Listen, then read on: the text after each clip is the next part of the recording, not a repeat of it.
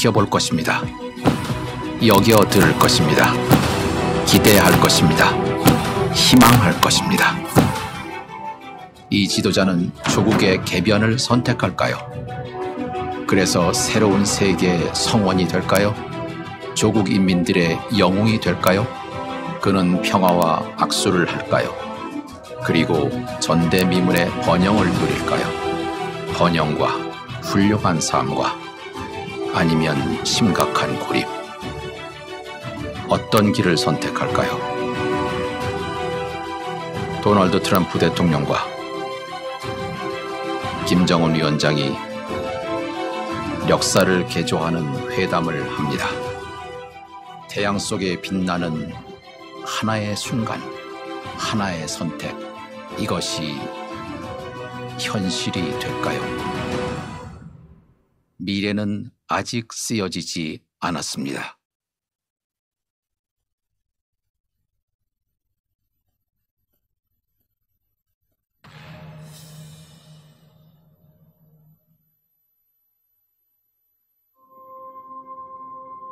Seven billion people inhabit planet Earth.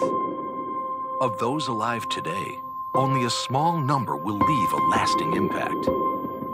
And only the very few will make decisions or take actions that renew their homeland and change the course of history. History may appear to repeat itself for generations, cycles that never seem to end. There have been times of relative peace and times of great tension. While this cycle repeats, the light of prosperity and innovation has burned bright for most of the world. History is always evolving, and there comes a time when only a few are called upon to make a difference. But the question is, what difference will the few make? The past doesn't have to be the future. Out of the darkness can come the light, and the light of hope can burn bright. What if a people that share a common and rich heritage can find a common future? Their story is well known, but what will be their sequel? Destiny Pictures presents a story of opportunity, a new story, a new beginning, one of peace, two men, two leaders, one destiny. A story about a special moment in time when a man is presented with one chance that may never be repeated. What will he choose? To show vision and leadership? Or not?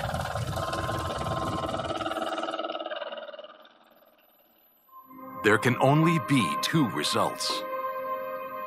One of moving back,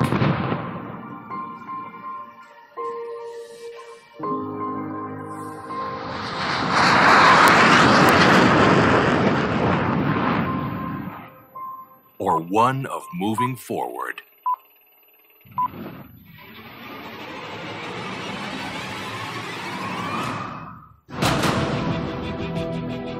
A new world can begin today. One of friendship, respect, and goodwill. Be part of that world, where the doors of opportunity are ready to be opened. Investment from around the world, where you can have medical breakthroughs, an abundance of resources, innovative technology, and new discoveries. What if? Can history be changed? Will the world embrace this change? And when could this moment in history begin? It comes down to a choice. On this day, in this time, at this moment, the world will be watching, listening, anticipating, hoping. Will this leader choose to advance his country and be part of a new world? Be the hero of his people? Will he shake the hand of peace and enjoy prosperity like he has never seen? A great life or more isolation? Which path will be chosen? Featuring President Donald Trump and Chairman Kim Jong-un in a meeting to remake history, to shine in the sun. One moment, one choice. What if? The future remains to be written. Ladies and gentlemen, the President of the United States, Donald Trump.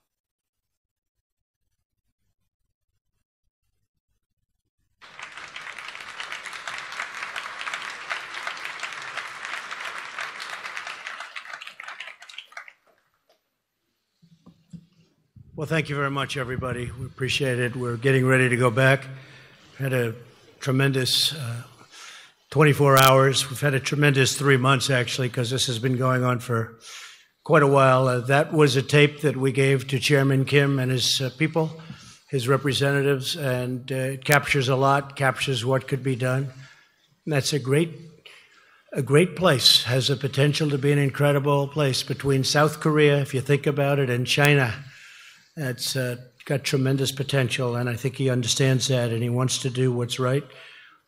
It's my honor today to address the people of the world following this very historic summit with Chairman Kim Jong-un of North Korea. We spent very intensive hours together, and I think most of you have gotten the signed document, or you will very shortly. It's very comprehensive. It's going to happen.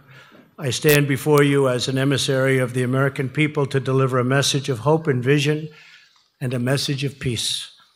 Let me begin by thanking our incredible hosts in Singapore, especially Prime Minister Lee, friend of mine. This is a country of profound grace and beauty, and we send our warmest wishes to every citizen of Singapore who really made this visit so important and so pleasant, despite all of the work and all of the long hours. I also want to thank President Moon of South Korea. He's working hard. In fact, I'll be speaking to him right after we're finished. Prime Minister Abe of Japan, friend of mine, just left our country. And he wants what's right for Japan and for the world. He's a good man.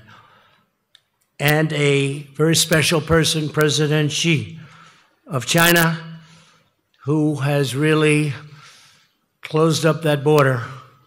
Maybe a little bit less so over the last couple of months, but that's okay. But he really has, and he's a terrific person and a friend of mine and really a great leader of his people. I want to thank them for their efforts to help us get to this very historic day. Most importantly, I want to thank Chairman Kim for taking the first bold step toward a bright new future for his people. Our unprecedented meeting, the first between an American president and a leader of North Korea, proves that real change is indeed possible. My meeting with Chairman Kim was honest, direct, and productive. We got to know each other well in a very confined period of time, under very strong circumstance. We're prepared to start a new history, and we're ready to write a new chapter between our nations. Nearly 70 years ago, think of that, 70 years ago, an extremely bloody conflict ravaged the Korean Peninsula. Countless people died in the conflict, including tens of thousands of brave Americans. Yet while the armistice was agreed to, the war never ended, to this day, never ended. But now we can all have hope that it will soon end, and it will soon end. The past does not have to define the future. Yesterday's conflict does not have to be tomorrow's war. And as history has proven over and over again, adversaries can indeed become friends. We can honor the sacrifice of our forefathers by replacing the horrors of battle with the blessings of peace. And that's what we're doing, and that's what we have done. There is no limit to what North Korea can achieve when it gives up its nuclear weapons and embraces commerce and engagement with the rest of the world that really wants to engage. Chairman Kim has before him an opportunity like no other, to be remembered as the leader who ushered in a glorious new era of security and prosperity for his people. Chairman Kim and I just signed a joint statement in which he reaffirmed his unwavering commitment to complete denuclearization of the Korean Peninsula. We also agreed to vigorous negotiations to implement the agreement as soon as possible. And he wants to do that. This isn't the past. This isn't another administration that never got it started and therefore never got it done. Chairman Kim has told me that North Korea is already destroying a major missile engine testing site. That's not in your signed document. We agreed to that after the agreement was signed. That's a big thing. For the missiles that they were testing, the site is going to be destroyed very soon. Today is the beginning of an arduous process. Our eyes are wide open, but peace is always worth the effort, especially in this case. This should have been done years ago. They should have been resolved a long time ago. But we're resolving it now. Chairman Kim has the chance to seize an incredible future for his people. Anyone can make war, but only the most courageous can make peace. The current state of affairs cannot endure forever. The people of Korea, North and South, are profoundly talented, industrious, and gifted. These are truly gifted people. They share the same heritage, language, customs, culture, and destiny. But to realize their amazing destiny, to reunite their national family, the menace of nuclear weapons will now be removed. In the meantime, the sanctions will remain in effect. We dream of a future where all Koreans can live together in harmony, where families are reunited and hopes are reborn, and where the light of peace chases away the darkness of war. This bright future is within, and this is what's happening.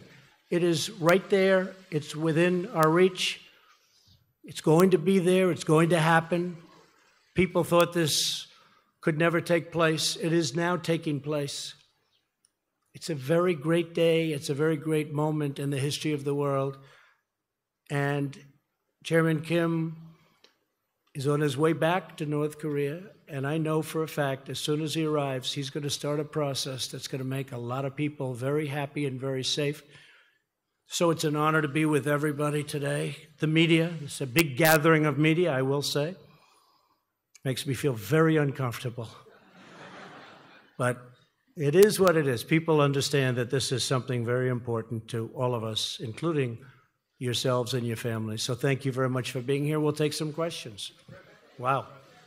It's a lot of questions. Go ahead. Sure, go ahead. Thank you. NBC. Thanks, Mr. President. Two questions for you, if you don't mind. First, the man you met today, Kim Jong-un, as you know, has killed family members, has starved his own people, is responsible for the death of Otto Warmbier. Why are you so comfortable calling him very talented? Well, he is very talented. Anybody that takes over a situation like he did at 26 years of age and is able to run it and run it tough. I don't say he was nice or I don't say anything about it. He ran it. Very few people at that age, you can take 1 out of 10,000 probably couldn't do it. Otto Warmbier is a very special person, and he will be for a long time in my life. His parents are good friends of mine. I think without Otto, this would not have happened. Something happened from that day. It was a terrible thing. It was brutal. But a lot of people started to focus on what was going on, including North Korea. I really think that Otto is someone who did not die in vain. I told this to his parents. Special young man, and I have to say, special parents, special people. Otto did not die in vain. He had a lot to do with us being here today. Okay? Thank you very much. President, that second question for you, sir, was on the security. Second question, sir, Go ahead. on the security assurances you talked about in your statement. Can you be specific about what assurances you are willing to give to Kim Jong-un? Does that include reducing military capabilities? And just to follow up on your answer. No, we're not reducing anything. We're not reducing. At some point, I have to be honest, and I used to say this during my campaign, as you know probably better than most. I want to get our soldiers out. I want to bring our soldiers back home. We have right now 32,000 soldiers in South Korea. And I'd like to be able to bring them back home, but that's not part of the equation right now. At some point, I hope it will be, but not right now. We will be stopping the war games, which will save us a tremendous amount of money, unless and until we see that the future negotiation is not going along like it should. But we'll be saving a tremendous amount of money. Plus, I think it's very provocative. Yes, John? Yes, John, go ahead. Oh, go ahead. I'm sorry. I thought you were John Roberts. I looked at you. You looked just much better, right? We're frequently confused, Mr. President.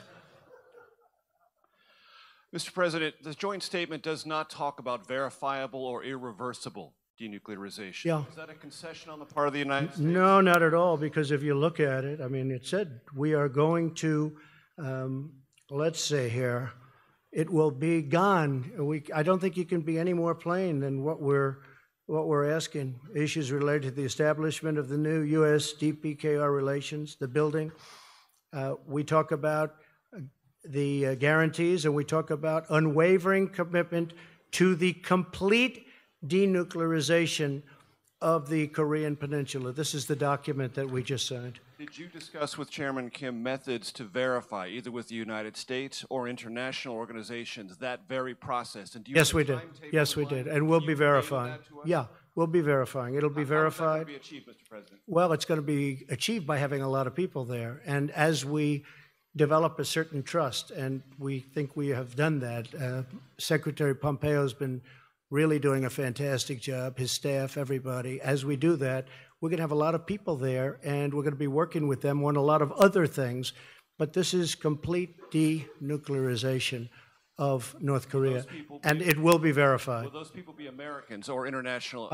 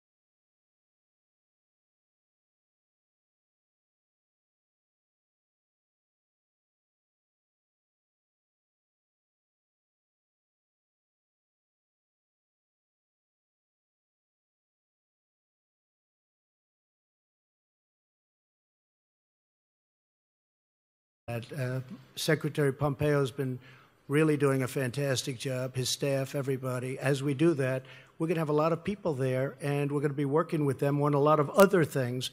But this is complete denuclearization of North Korea, and it will be verified. Will those people be Americans or international? Combinations of both. Combinations of both. And we have talked about it, yes. Yeah, go ahead. Be nice. Be respectful. Very respectful, sir. What did Kim Jong-un say to you to give you the confidence that for once in the history of North Korea, they are not cheating the system and gaming the world and gaming the people who will have to go in and make sure that they're actually giving up their nuclear arsenal? Yeah, I mean, very fair question. He actually mentioned the fact that they proceeded down a path in the past, and ultimately, as you know, nothing got done. In one case, they took billions of dollars during the Clinton regime, took billions of dollars, and nothing happened. That was a terrible thing. And he actually brought it up to me. And he said, we have never gone this far.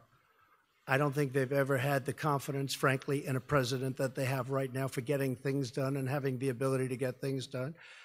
And he was very firm in the fact that he wants to do this. I think he might want to do this as much or even more than me, because they see a very bright future for North Korea. So you never know, right? We never know. But I'll tell you what, we signed a very comprehensive document today, and I think most of you have been given that document, but we signed a very, very comprehensive document, and I believe he's going to live up to that document. In fact, when he lands, which is going to be shortly, I think that he will start that process right away. I do. I can only say that I know him for really well. It's been very rhetorical, as you know. I think without the rhetoric, it wouldn't have happened. I think without other things going along, I think the establishment of a new team was very important. They have a great team, but I think he wants to get it done. I really feel that very strongly. Oh, there's John. I think, you know, you two guys look alike when the light is right on the hair is very similar. Let me see who has better hair. He's got pretty good hair, John. It's the angelic glow of the backlighting, Mr. President, that makes us look so similar. Of course, the denuclearization and nuclear weapons and biological weapons and whatnot is one problem in North Korea. Another huge problem is the horrible record that they have on human rights. Was that discussed at all? Is that something that you will tackle in the future? Yes, it was discussed. It will be discussed more in the future, human rights. And what was also discussed in great detail, John, was the fact that, you know, we have, and I must have had just countless calls and letters and tweets, anything you can do. They want the remains of their sons back. They want the remains of their fathers and mothers and all of the people that got caught into that really brutal war, which took place to a large extent in North Korea. And I asked for it today, and we got it. That was a very last minute. The remains will be coming back. They're going to start that process immediately. But so many people, even during the campaign, they'd say, is there any way you can work with North Korea to get the remains of my son back or my father back? So many people asked me this question, and you know, I said, look, we don't get along too well with that particular group of people, but now we do. And he agreed to that so quickly and so nice. It was really a very nice thing, and he understands it. He understands it. So for the thousands and thousands, I guess way over 6,000 that we know of in terms of the remains, they'll be brought back. The POW MIA issue clearly is a very important one for thousands. Especially to a lot of people that are... But what do you, President Trump, expect Kim Jong-un to do about the human rights record regarding the North Korean people? Right. It was discussed. It was discussed relatively briefly compared to denuclearization. Well, obviously, that's where we started and where we ended. But they will be doing things, and I think he wants to do things. I think he wants to. You'd be very surprised. Very smart, very good negotiator, wants to do the right thing. You know, he brought up the fact that in the past they took dialogue far. They never were like we are. There's never been anything like what's taken place now. But they went down the line. Billions of dollars were given, and you know, the following day, the nuclear program continued. But this is a much different time, and this is a much different president, in all fairness. This is very important to me. This was perhaps one of the reasons that I won. I campaigned on this issue, as you know very well, John.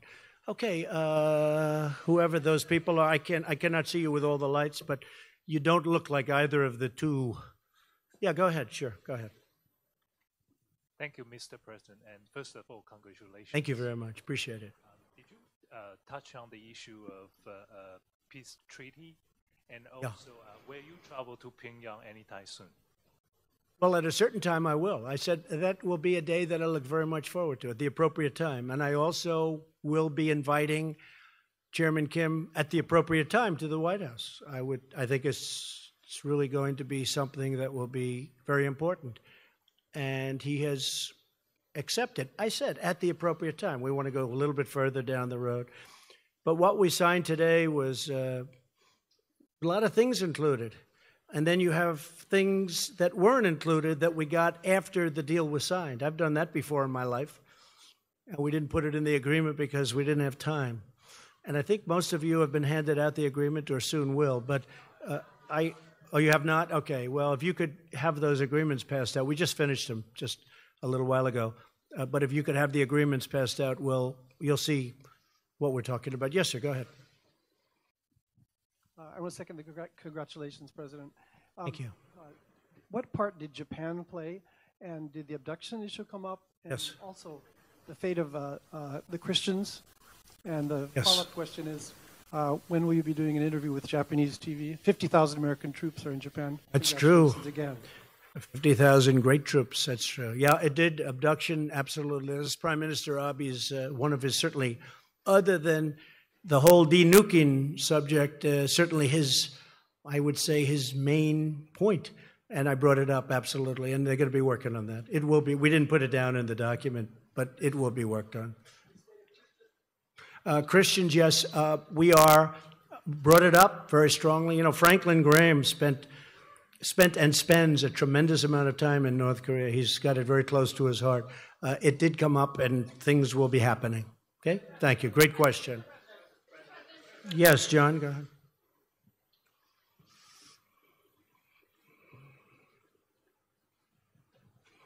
Thank you, Mr. President. Thank you, John. Returning to the question of human rights, you spoke very powerfully on the issue during your State of the Union address. You showed that you had the defector in the First Lady's box with the crutches who escaped.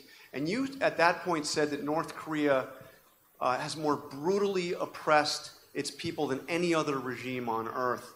Do you still believe that is the case, having sat down with Kim Jong-un? And does he need to change that? John, I believe it's a rough situation over there. There's no question about it. And we did discuss it today pretty strongly. I mean, knowing what the main purpose of what we were doing is, denuking, but discussed it at pretty good length. We'll be doing something on it. It's rough. It's rough in a lot of places, by the way, not just there, but it's rough. And we will continue that, and I think ultimately we'll agree to something. But it was discussed at length outside of the nuclear situation, one of the primary topics. But do you think that needs to change to bring on this glorious new era you've talked about? Are they going to have to? I think it will change, yeah. I think it probably has to, but I think it will. Yeah. Thank you. Thank you very much. Steve, that's you, Steve, right there. Yes, sir. Thank you. What timetable do you envision for their denuclearization? And in the meantime, are you thinking about easing any sanctions? Well, you know, scientifically, I've been watching and reading a lot about this, and it does take a long time to, pull off complete denuclearization. It takes a long time. Scientifically, you have to wait certain periods of time, and a lot of things happen. But despite that, once you start the process, it means it's pretty much over. You can't use them. That's the good news. And that's going to start very, very soon. I believe that's going to start very soon. We will do it as fast as it can mechanically and physically be done, Steve. And the sanctions? The sanctions will come off when we are sure that the nukes are no longer a factor. Sanctions played a big role, but they'll come off at that point. I hope it's going to be soon, but they'll come off. They, as you know, and as I've said, the sanctions right now remain. But at a certain point, I actually look forward to taking them off. And they'll come off when we know we're down the road where it's not going to happen. Nothing's going to happen, okay? Thank you. Yes, go ahead, please. Thank you, Mr. President. Thank you. Congratulations on this historic summit. Thank you very much. Congratulations to everybody, by the way. Congratulations to everybody. Go ahead. You signed a document with Kim Jong-un. It's essentially a piece of paper. Yesterday we had a briefing from the Secretary of State, Mike Pompeo, and he said the following: many presidents previously have signed off on pieces of paper, only to find that the North Koreans either didn't promise what we thought they had or actually reneged on those promises. What makes this time different, Mr. President? Well, you have a different administration. You have a different president. You have a different Secretary of State. You have people that are, it's very important to them, and we get it done. The other groups, maybe it wasn't a priority. I don't think they could have done it if it was a priority, frankly. I don't think they honestly could have done it even if it was a priority. And it would have been easier back then. For me, it would have been much easier if this were 10 years ago or 5 years ago. And I'm not just blaming President Obama. I mean, this goes back for 25 years. This should have happened. I was given a very tough hand. I was given this. I was given the Iran deal and plenty of other problems. But we're doing really well. And the Iran deal, I have to be honest, I did it because nuclear is always number one to me. Nuclear is number one.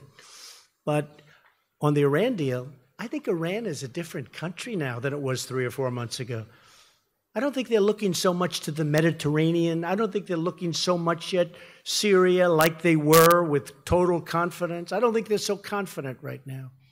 But I hope, with that being said, I hope that at the appropriate time, after these sanctions kick in, and they are brutal, what we've put on Iran, I hope that they're going to come back and negotiate a real deal, because I'd love to be able to do that. But right now it's too soon for that. Yes, please. Mr. President, you also did talk about establishing diplomatic relations, exchanging ambassadors. How long before that happens? Good question. Hopefully soon, but we'll have to get things moving first. A little bit early for that. We have to get things moving. Yes, go ahead. Hi. Can you clarify when you said you're stopping war games? So you are stopping the military exercises with South Korea? Yeah, we've done exercises for a long period of time working with South Korea. And we call them war games, and I call them war games, and they're tremendously expensive. The amount of money that we spend on that is incredible. And South Korea contributes, but not 100%, which is certainly a subject that we have to talk to them about also. And that has to do with the military expense and also the trade. So we're doing that. We actually have a new deal with South Korea in terms of the trade deal, but we have to talk to them. We have to talk to many countries about treating us fairly. But the war games are very expensive. We pay for a big majority of them. We fly in bombers from Guam. I said it when I first started. I said, where do the bombers come from? Guam, nearby. I said, oh, great, nearby. Where's nearby? 6.5 hours. 6.5 hours, that's a long time for these big, massive planes to be flying to South Korea to practice and then drop bombs all over the place and then go back to Guam.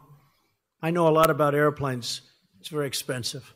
And I didn't like it.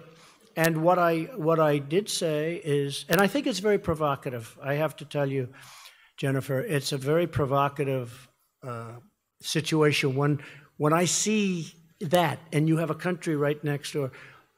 So under the circumstances that we're negotiating a very comprehensive, complete deal, I think it's inappropriate to be having war games. So number one, we save money a lot. And number two, it really is something that I think they very much appreciated. Does North Korea give you something in return, though? Well, we've gotten, I've heard that. I mean, some of the people that, I don't know, maybe they really mean it. I don't always want to go against the press, because I just don't, especially not today. This is too important. But I noticed that some of the people were saying that the president has agreed to meet. He has given up so much. I gave up nothing. I'm here. I haven't slept in 25 hours, but I thought it was appropriate to do, because we've been negotiating for literally round the clock with them and with us and with John and with Mike and a whole team of very talented people. But we haven't given up anything other than, you're right, I agreed to meet. And I think the meeting was every bit as good for the United States as it was for North Korea. But I just wrote down some of the things we got. And they got a meeting. But only a person that dislikes Donald Trump would say that I've agreed to make a big commitment. Sure, I've agreed to take a period of time and come here and meet, and that's good. But I think it's great for us and as a country, and I think it's good for them. But what did they do to justify this meeting? Secured commitment for complete denuclearization. That's the big thing. They secured the release of 3 American hostages. They already gave them to us 2 months ago. These people now living happily back in their homes with their families. And it was pretty rough for them, to put it mildly. Secured the commitment to recover the remains, including, these are of fallen heroes. And they're giving a commitment. They're starting it immediately to recover the remains. And I just went through how many people asked me about it. I was amazed, actually. So many people would ask me, is it possible? Is it possible? At that time, we had no relationship to Chairman Kim or to anybody else in North Korea. It was a very closed society. So we're getting the remains back. Secured the halt of all missile and nuclear tests. For how long has it been? 7 months? You haven't had a missile go up.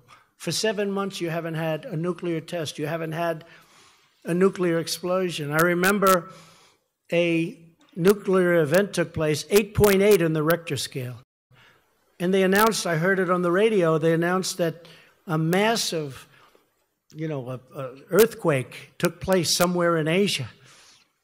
And then they said it was in North Korea, and then they found out it was a nuclear test. I said, I never heard of a Richter scale in the high 8s. And if you look, there has been no missile launches. They've blown up their missile area. That's going to take place. That has not been written into the contract. We're going to give you the exact details on that. But they secured a halt of all missiles and of all nuclear tests. They secured the closure of their single primary nuclear test site, all 3 of them. They're in an area that's common around each other. They secured the closure. They secured the commitment to destroy the missile engine testing site. That was not in your agreement. I got that after we signed the agreement. I said, do me a favor. You've got this missile engine testing site. We know where it is because of the heat. It's incredible the equipment we have, to be honest with you. I said, can you close it up? You're going to close it up. We maintain the ability to continue to apply sanctions. So we're applying sanctions. Now, I had 300 sanctions that I was getting ready to put on last week, and I said, I can't really put on sanctions when I'm meeting with, I thought it would be very disrespectful. 300 very big ones, powerful ones. And I said it would be disrespectful. So, Jennifer, when you look at all of those things that we got, and when we got our hostages back, I didn't pay $1.8 billion in cash, like the hostages that came back from Iran, which was a disgraceful situation, what took place. So we've gotten a lot. So when I hear somebody in the media say that President Trump has agreed to meet, it's not a big deal to meet. I think we should meet on a lot of different topics, not just this one. And I really believe a lot of great things can happen. Yes, go ahead, please. Sir, you just listed off a lot of things that you say you got in this meeting. It wasn't too long ago, though, that you said you defined success of this meeting by North Korea giving up its nuclear weapons. Well, that's what they're doing. Well, can you talk about how? Sure, that's what they're doing. I mean, I don't think Kim Jong-un for a complete, verifiable, irreversible. Yeah, I didn't honestly. And can you say why you didn't secure those details in this agreement? Because there's no time. I'm here one day. We're together for many hours intensively, but the process is now going to take place. And I would be surprised, Mike, if they haven't even started already. They have started. They blew up their sites. They blew up their testing site.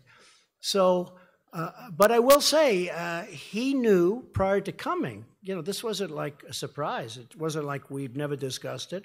We discussed it.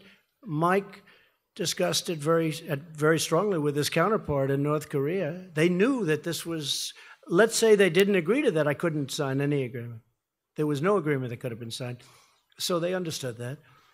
And it wasn't a big point today because really this had been taken care of more than any other thing, because it was all about this.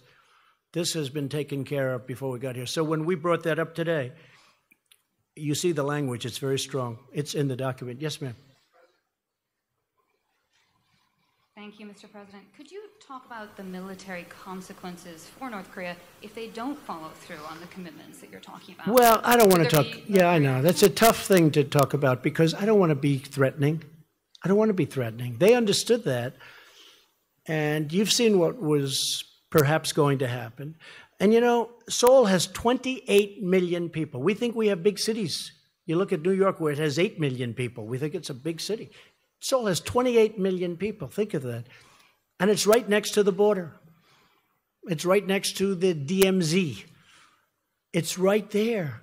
I mean, if this would have happened, I think, you know, I've heard, 100,000 people. I think you could have lost 20 million people, 30 million people. This is really an honor for me to be doing this because I think, you know, potentially you could have lost, 30, 40, 50 million people. The city of Seoul, one of the biggest cities in the world, is right next to the border. You once spoke about fire and fury. Is that no longer the case? Well, at that time we needed perhaps fire and fury because we could not have allowed that kind of capability from the standpoint of the United States. And certainly Japan wasn't going to allow it either. Japan is right next door. One more thing, Mr. President, could you tell us about the video that you showed before this? Yeah. When did you show that to Kim? What was the goal Today. there? Yeah. We had it made up by some, I hope you liked it. I thought it was good. I thought it was interesting enough to show. One in English and one in Korean. And we had it made up. I showed it to him today, actually during the meeting, toward the end of the meeting. And I think he loved it. They were given, we didn't have a big screen like you have the luxury of having. We didn't need it because we had it on a cassette and an iPad, and they played it. And about 8 of their representatives were watching it, and I thought they were fascinated by it. I thought it was well done. I showed it to you because that's the future. I mean, that could very well be the future. And the other alternative is just not a very good alternative. It's just not good. But I showed it because I really want him to do something. Now, I don't think I had to show it because I really believe he wants to, I think he wants to get it done. Yes, go ahead. How's Staten Island Ferry doing, okay? He wrote the best story about me with the Staten Island Ferry, and after that, he's never written a good story. I don't know what happened. It's a long time ago. Mr. President, it's been a busy week for you on the international stage. You're leaving this summit here in Singapore having determined that Kim Jong-un is a talented man. You left the G7 summit a few days ago in Canada having determined that Prime Minister Trudeau is weak and dishonest. What do you say to America's allies who worry that you might be jeopardizing our long-term alliances and who worry that you might be treating our historic friends as enemies and our historic enemies as friends? Well, first of all, I think it's a very fair question. I had a very good meeting with the G7, and I left the meeting, and I'll be honest, we are being taken advantage of by virtually every one of those countries, very, very seriously. Now, the United States, because of bad management at the top, because of presidents that didn't care about trade or didn't understand it or whatever reason, for many years, with China being obviously the most successful at it, but the European Union is second, 151 billion we lost. They were represented at the meeting. And we're being taken advantage of on trade. Canada does have very big advantages over us in terms of trade deficits. We have a big trade deficit with Canada. I was reading where, it's actually a surplus. Not a surplus. It's either 17, but it could actually be 100. You know, they put out a document. I don't know if you saw it. They didn't want me to see it, but we found it. Perhaps they were trying to show the power they have. It's close to $100 billion a year loss with Canada. They don't take our farm products, many of them. They charge what was 270%, but somebody told me the other day that a few months ago they raised it to 295% for dairy products. And it's very unfair to our farmers, and it's very unfair to the people of our country, the workers, the farmers, the companies. And we are not able to trade. They have tremendous barriers up. They have tremendous tariffs. So when I put in a countervailing tariff just to get us up a little bit so the balance isn't so much, it's like this. They said, oh, that's so terrible. I said, what's terrible? We have to catch you a little bit. We have to have a little balance. Even if it's not complete, we have to have a little balance. I say this with many countries. Anyway, we finished the meeting. Really, everybody was happy. And I agreed to sign something. I asked for changes. I demanded changes, and those changes were made. In fact, the picture with Angela Merkel, who I get along with very well, where I'm sitting there like this, that picture was, we're waiting for the document because I wanted to see the final document as changed by the changes that I requested. That was a very friendly, I know it didn't look friendly, and I know it was reported like sort of nasty both ways. I was angry at her. Actually, we were just talking, the whole group, about something unrelated to everything, very friendly, waiting for the document to come back so I could read it before I leave. Anyway, I left and it was very friendly. When I got onto the plane, I think that Justin probably didn't know that Air Force One has about 20 televisions. And I see the television, and he's giving a news conference about how he will not be pushed around by the United States. And I say, push him around. We just shook hands. It was very friendly. Look, countries cannot continue to take advantage of us on trade. The numbers are out. Over the last couple of years, and over the last many years, but over the last couple of years, this country has lost $800 billion on trade with other countries, the biggest one being China. $800 billion. $151 billion with the European Union. They don't take our agricultural products, barely. They don't take a lot of what we have, and yet they send Mercedes into us. They send BMWs into us by the millions. It's very unfair. And it's very unfair to our workers, and I'm going to straighten it out, and it won't even be tough. Okay? Thank you. Go ahead. Go ahead.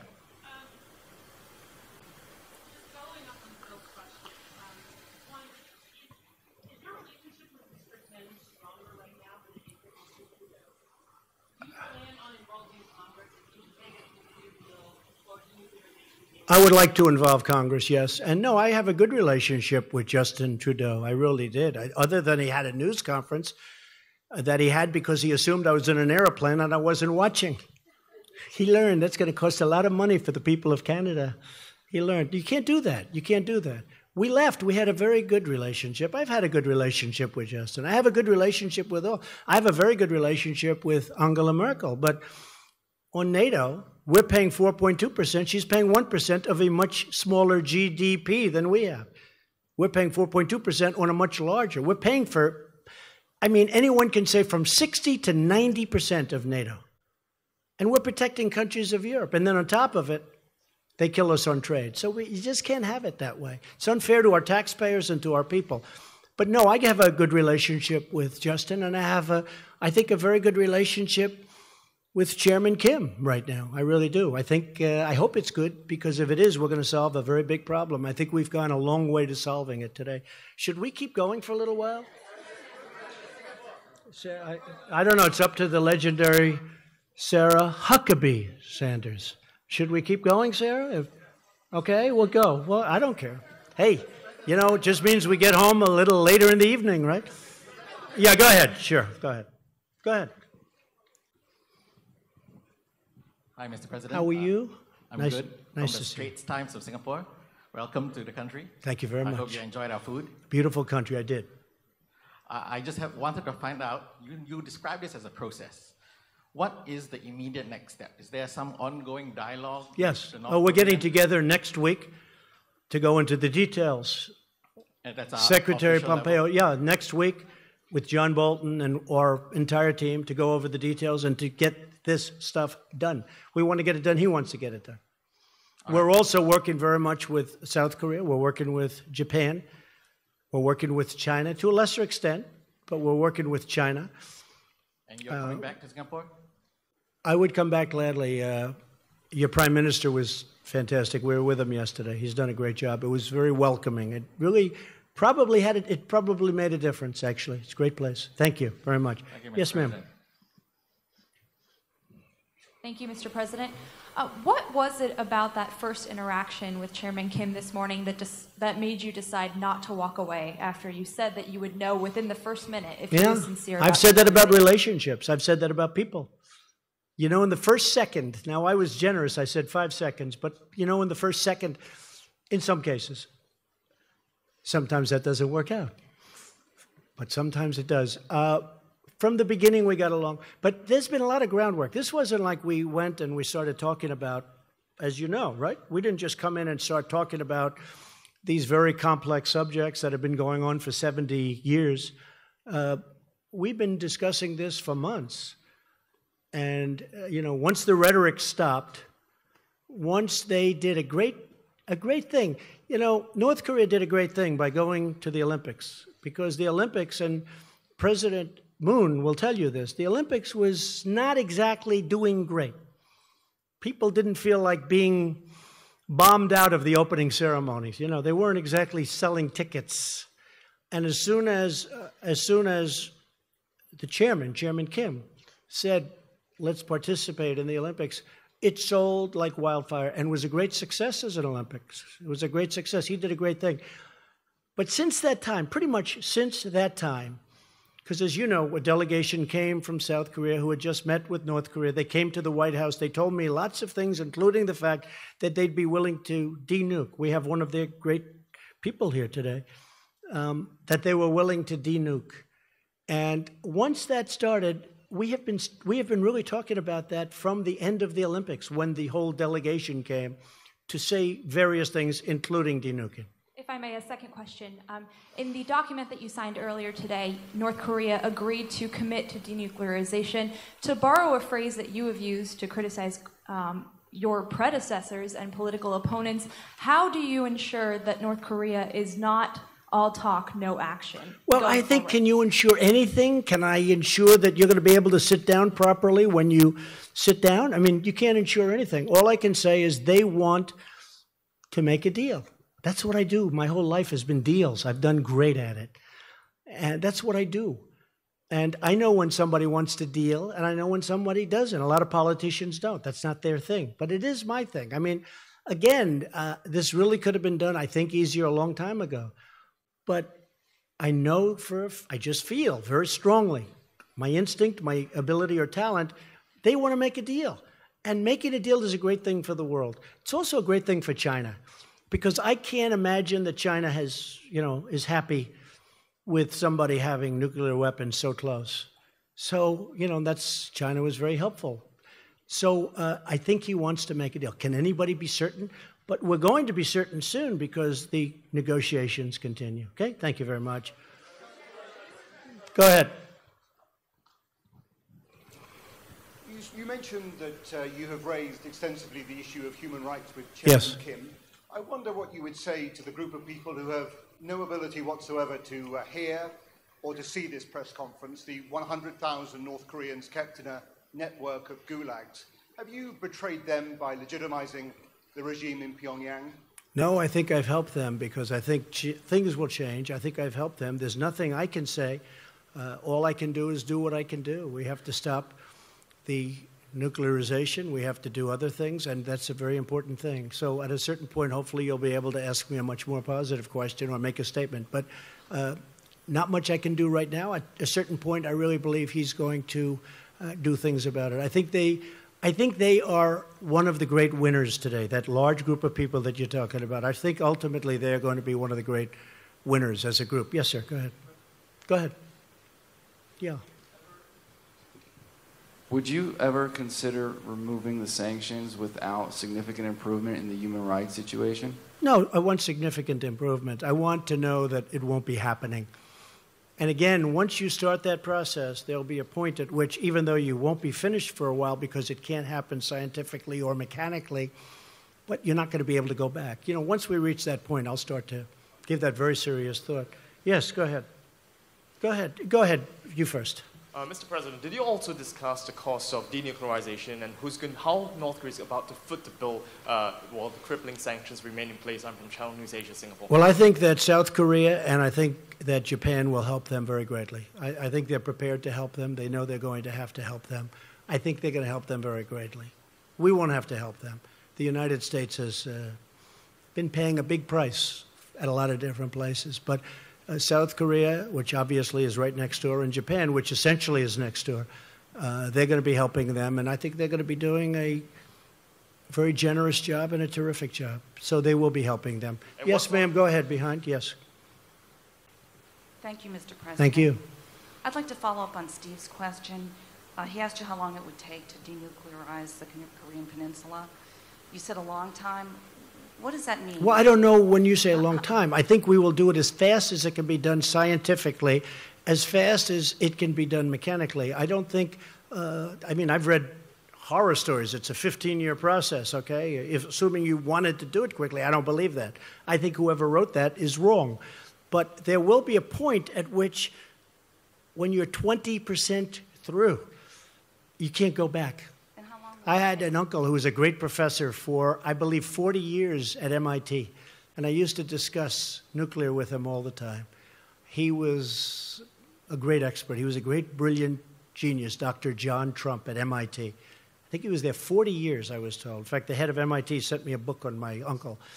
But we used to talk about nuclear. You're talking about a very complex subject. It's not just like, oh, gee, let's get rid of the nukes. It takes a period of time. But the main period of time that I'm talking is that first period. When you hit a certain point, you can't go back. It's very hard to go back. And how long will that take? We don't know, but it'll go pretty quickly. Go ahead. Sure. Thanks, Mr. President. I wanted to ask again on the sanctions campaign.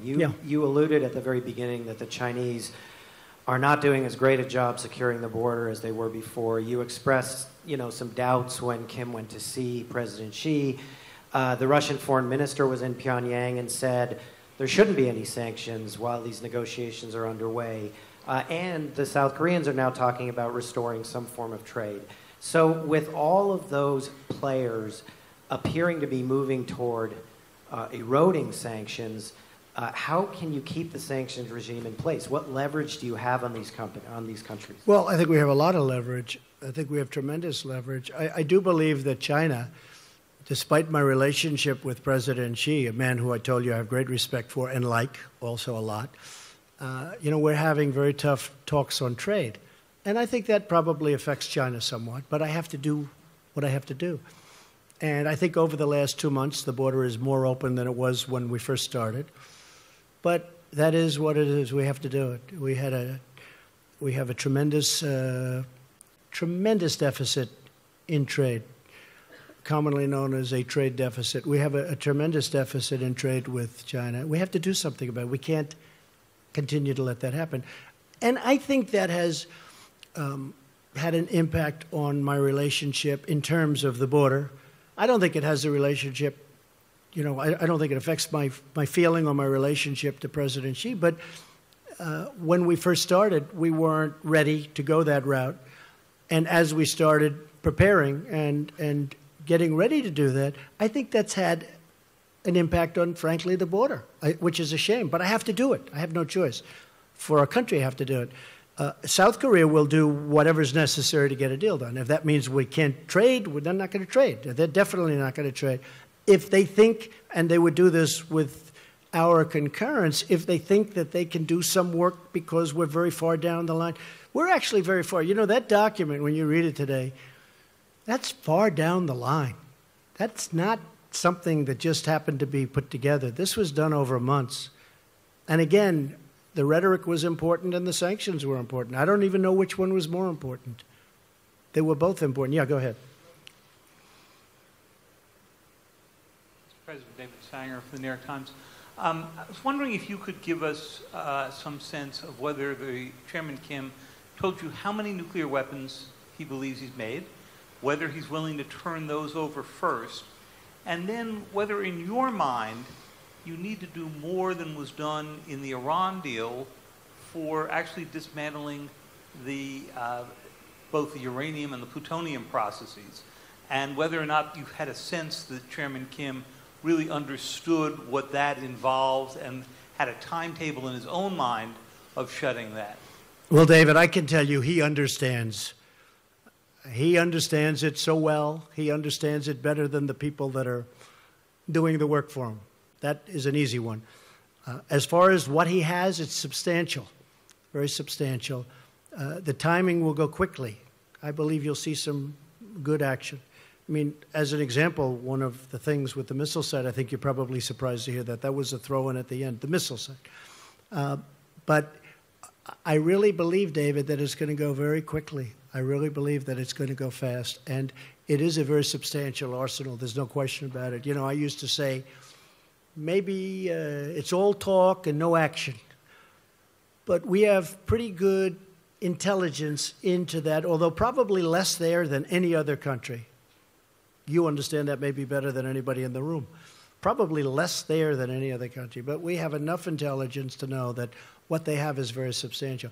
This is why, David, I always say that this shouldn't have taken place so late into the process. Wouldn't this have been better if it was 5 years ago or 20 years ago or 15 years ago and we didn't have to worry about not having a successful meeting like today? So, and I still love my first interview with you, David. I still have that interview, actually. Yeah, go ahead. Thank you.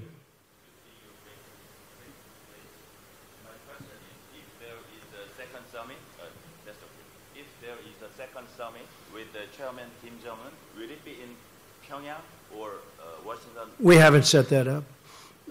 We'll probably need another summit. We'll probably need, or meeting, we can use a different term, but we'll probably need another one. I will say this, we're much further along than I would have thought. I did not think we'd be here. I thought, and I've told people, I didn't want to build up people's hopes too much. I told people, I thought that this would be a successful meeting if we got along, we developed a relationship, and we could have maybe gotten to this point in 3 or 4 months from now. But it really happened very quickly. A lot of that was because of the foundation that was, put down before we met. A lot of things happened very fast. We didn't have, as an example, bringing back the remains. That was not one of the things that was on our agenda today. I brought it up at the very end because so many people had talked to me about it. And I brought it up at the very end, and he was really very gracious. Instead of saying, well, let's talk about it the next time, he said, it makes sense, we will do it. And he knew, they know where many of those incredible people are, where they're buried, along roads, along highways, along paths, usually, because our soldiers were moving back and forth and they had to move rapidly. It's very sad. But he knew, and that was brought up at the very end, and it was really great that he was able to do it. A lot of people are going to be very happy about that. Yes, go ahead, please. Thank you, Mr. President. Thank you. Emerald Robinson, One American News. Congratulations. Thank you. Thank you for the nice way you treat us. We appreciate it. Really, it's very good. It's really beautiful what you do. Go ahead. And now I'll probably get this killer question. Well, I do want to talk about the future of North Korea. It's all right. Specifically, the people Kim Jong-un is saying he's wanting a brighter future with prosperity for his people, yet we know they lived under oppression. You showed him this video of what the future could be like, but do you have an idea specifically of the model that he would like to go towards? Economically, is he open to more economic freedom? It's a good question. So you saw a tape today, and that I think was done really well, but that was done at the highest level of future development. I told him, you may not want this. You may want to do a much smaller version of this. I mean, you're going to do something, but you may want to do a smaller version. You may not want that with the trains and the everything, super, everything the top. And maybe you won't want that. It's going to be up to them. It's going to be up to them. It's going to be up to the people what they want. They may not want that. I can understand that too. But that was a version of what could happen, what could take place. As an example, they have great beaches. You see that whenever they're exploding their cannons into the ocean, right? So I said, boy, look at that. Wouldn't that make a great condo behind? And I explained, I said, instead of doing that, you could have the best hotels in the world right there. Think of it from a real estate perspective. You have South Korea, you have China, and they own the land in the middle. How bad is that, right? It's great. But I told him, I said, you may not want to do what's there. You may want to do a smaller version of it, or, you know, and that could be. Although I tell you what, he looked at that tape, he looked at that iPad, and I'm telling you, they really enjoyed it, I believe. Okay? Yeah, go ahead. A couple of more. Okay, we'll do 3 more. Yeah, go ahead. Go. Brian Bennett from Time Magazine. Yes, hi, Brian. Am I on the cover again this week? Boy, have I been so many covers. Entirely possible. Huh? I know. That's Do you okay. now see Kim Jong-un as an equal? In what way? You just showed a video that showed you and Kim Jong-un on equal footing in discussing the future of the No, country. I think that I don't view it that way. See, I don't view it that way. I'll do whatever it takes to make the world a safer place. If I have to say I'm sitting on a stage, I mean, I understand what you're getting at.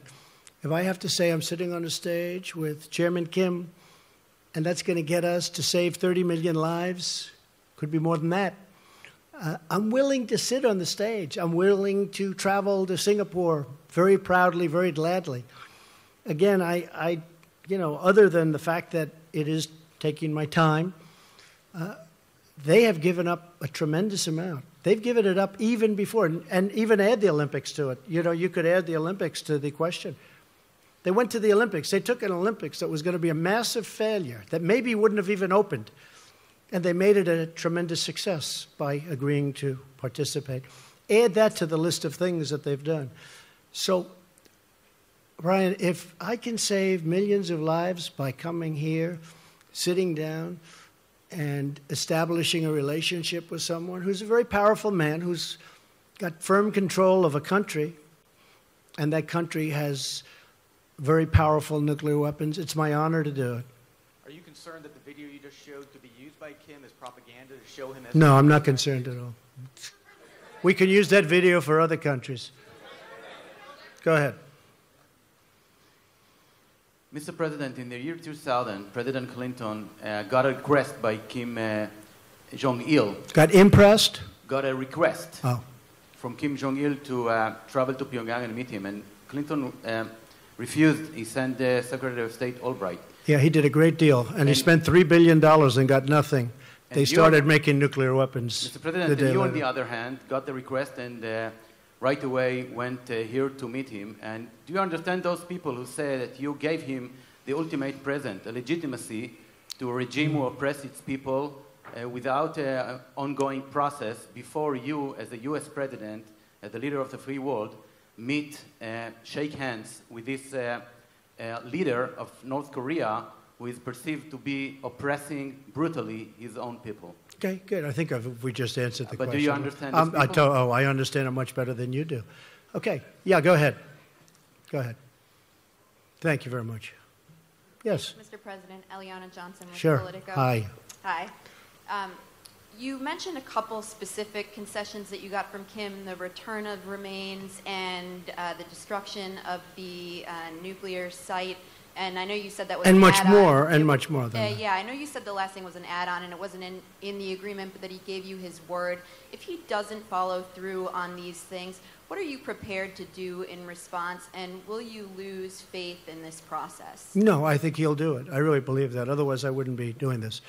I really believe, and it was really the engine testing site, in addition to all of the other things that they've agreed to do. It was they have a very powerful engine testing site that, again, we're able to see because of the heat that it emits.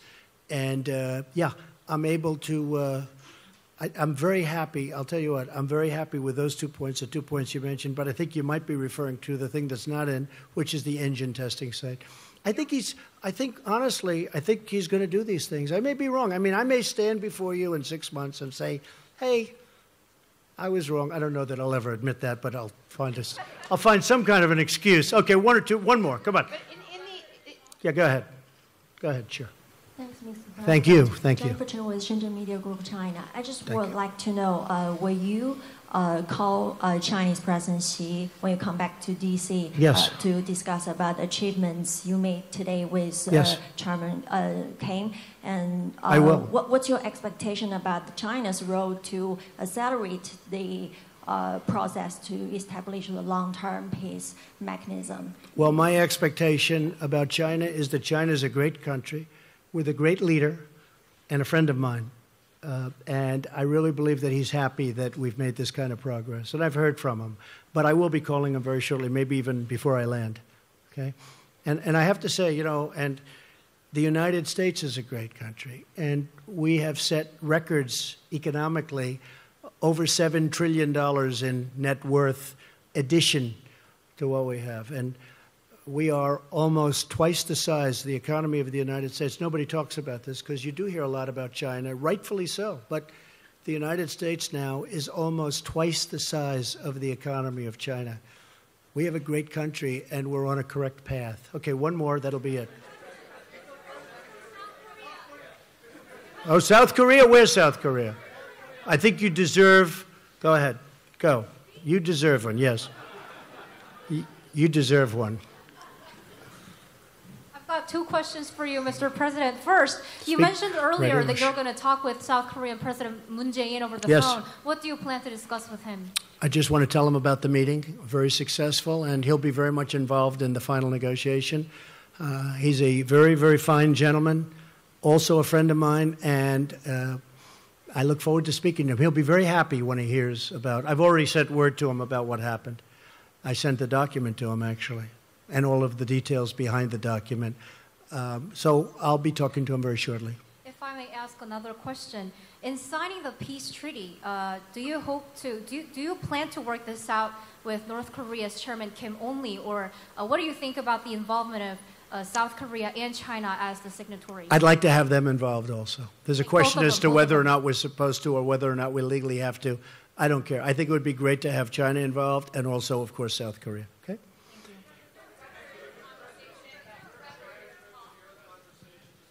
What? Mike, do they have a transcript? They probably have a rough transcript, which you can give us if you have one. No, they didn't record it. I don't think they recorded it. Are there any recordings of it? I wish there were, because it is interesting stuff. Say it. I don't. We probably have some notes or something, but they have actually detailed notes, I would imagine. But we had a great conversation. It was a very heartfelt conversation.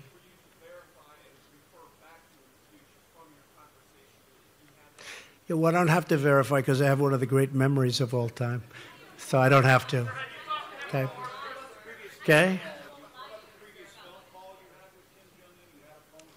Yeah, but I don't want to discuss it. But what we did is we've had numerous discussions.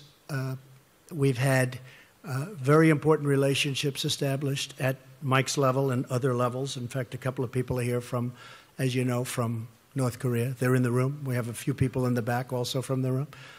So when we went into this final agreement, very importantly, we really didn't go in cold. We went in with tremendous relationship and tremendous knowledge, and I think that's why we got it done.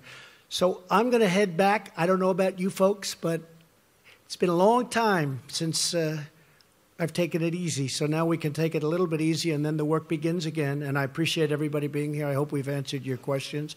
And thank you very much. And sort of congratulations to everybody, because this is really, to me, it's a very important event in world history. And to be really true to myself, I have to add, I want to get it completed. So Mike, our whole team has to get to work and get it completed, because otherwise we've done a good job. But if you don't get the ball over the goal line, it doesn't mean enough, okay? So thank you, and sort of congratulations to everybody in the room. Thank you very much. Appreciate it. Thank you. Feel good. Yeah, very good. Very good. Thank you.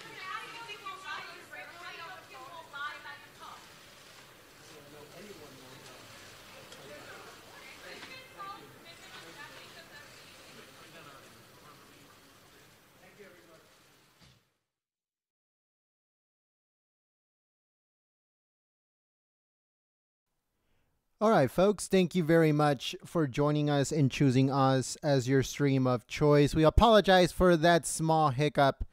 YouTube has just been doing a number on us all day, but we passed by that. That does not deter us from bringing you guys